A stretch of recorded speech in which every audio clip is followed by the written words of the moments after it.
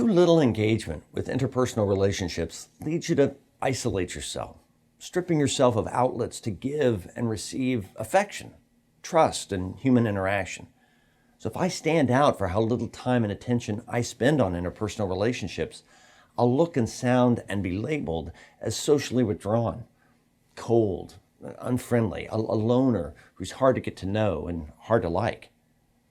Now, energy devoted to interpersonal relationships, it naturally nurtures human connection, trust, and warmth. You like people, and they both like and feel close to you in return.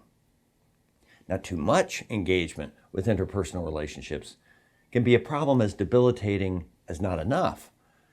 Excessive attention to interpersonal relationships can result in feedback that you're inappropriately familiar, intimate, you're too touchy, disclosing or free with information, or even codependent. You're unwilling or unable to be alone.